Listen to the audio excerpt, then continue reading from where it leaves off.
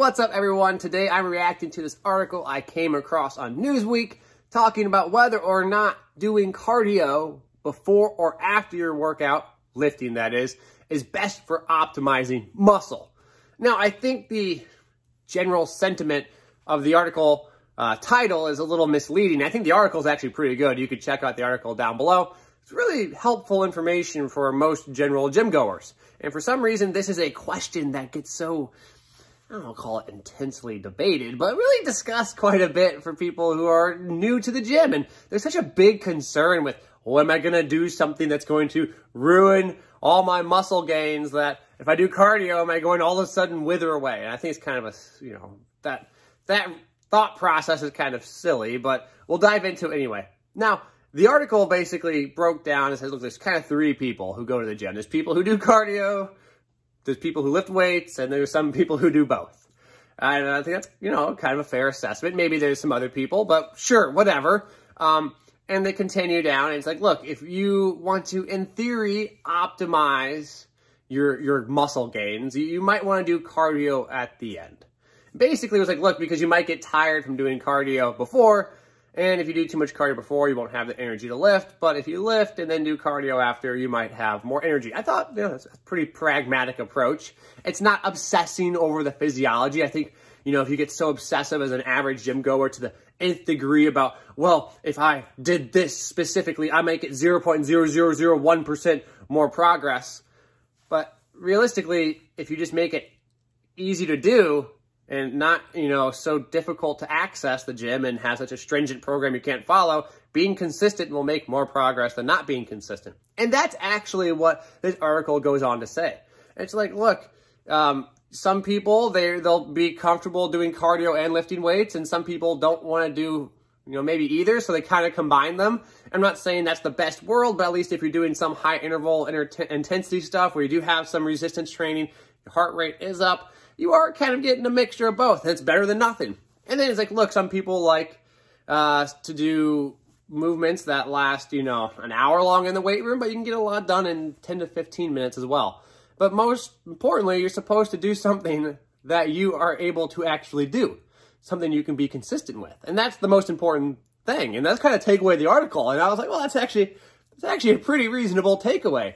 I think so often these articles or these papers you come across, and they really want to hyper-focus in on something that's factual, but something that's not necessarily significant. And that's really important to distinguish, right?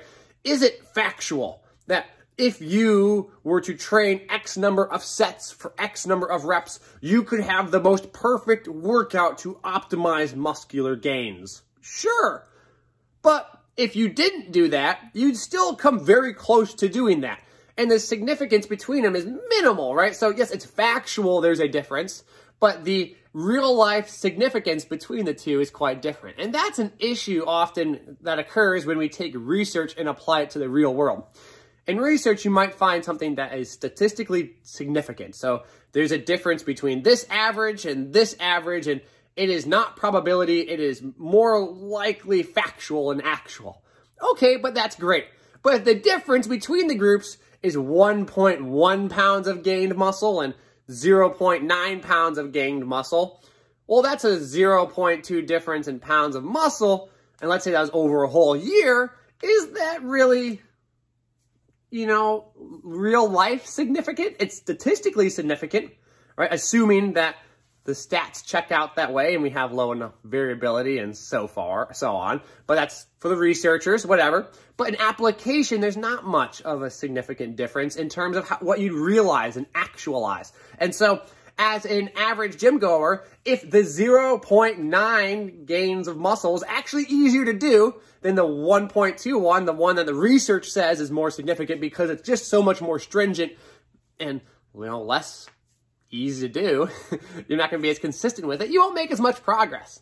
And so there's really important distinction between what is actually going to, what's the most optimal way, and the most optimal way, and the statistical significance between the two lets us understand muscle physiology and the science and mechanisms better at play.